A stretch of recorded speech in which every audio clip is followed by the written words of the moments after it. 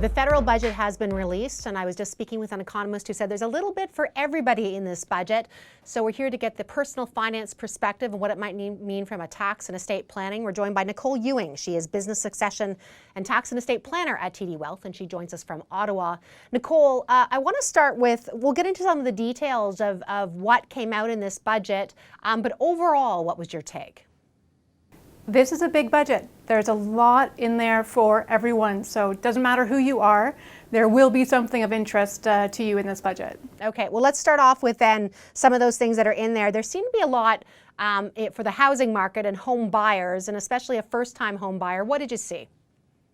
Well, so a number of things. There we have the first-time home buyers incentive, where you have CMHC essentially offering a shared equity mortgage with the homeowners.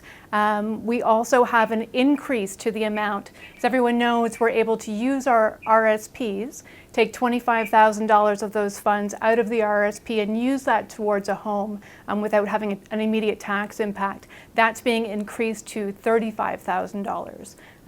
What I thought was very interesting as well is that it's going to be expanded to not just first-time owners now, but also to those who have had a marital breakdown or a common law spouse, a separation of those relationships. So expanding the offering to them as well.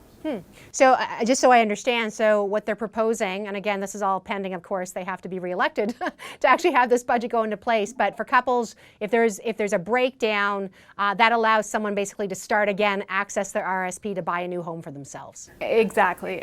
We'll need to wait to see what those details are, but that seems to be what's being proposed. I noticed in here some changes as well for a registered disability savings plan. Take us through that.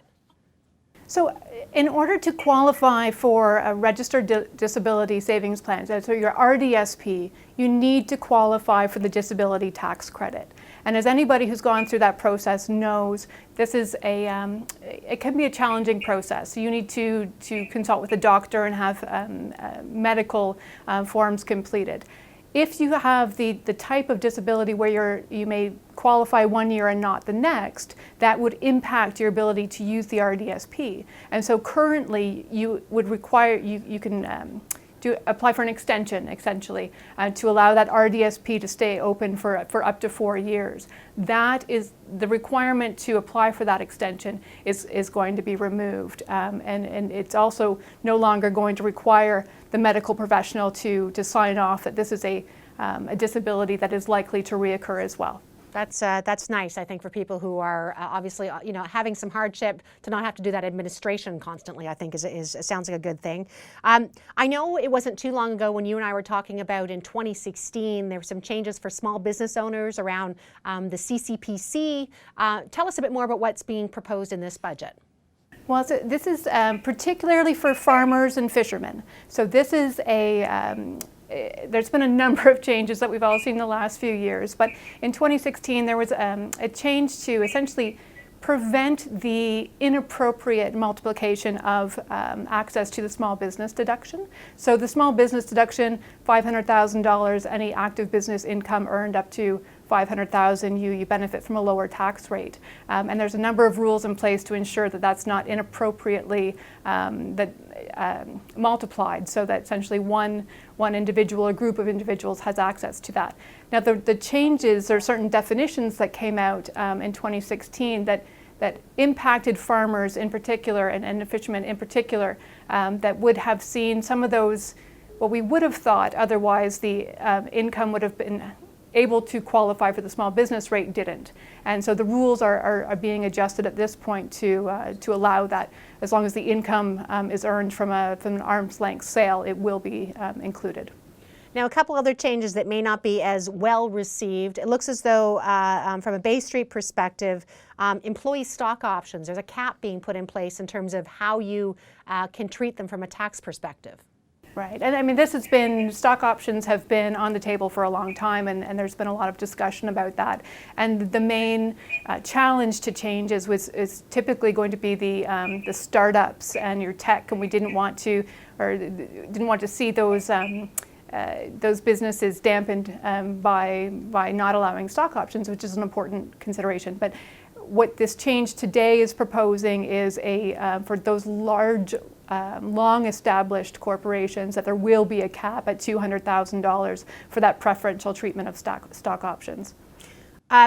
Individual pension plans, what is being proposed here?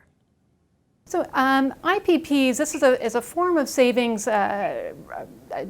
defined benefit savings for owner-managers.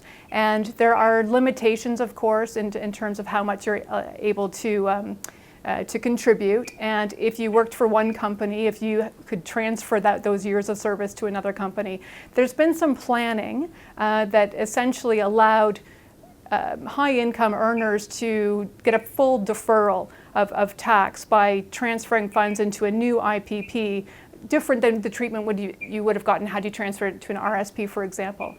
So these rules are going to essentially impact that type of planning and reduce the ability to do that transfer of pensionable time.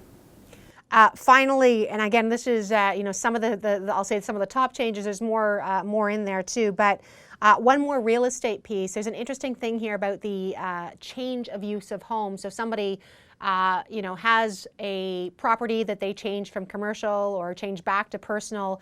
There were tax implications before. They're changing a bit. I think being a little more generous in terms of allowing people to figure out when it's classified as a sale.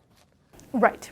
So when we change the use of a property, so if we go from it being my principal residence to I move out and I'm now renting that property, that would be a deemed disposition for tax purposes, and typically a taxable event once we change the use, and vice versa. If I transfer it from a rental into my living there, this is a deemed disposition, a triggable event.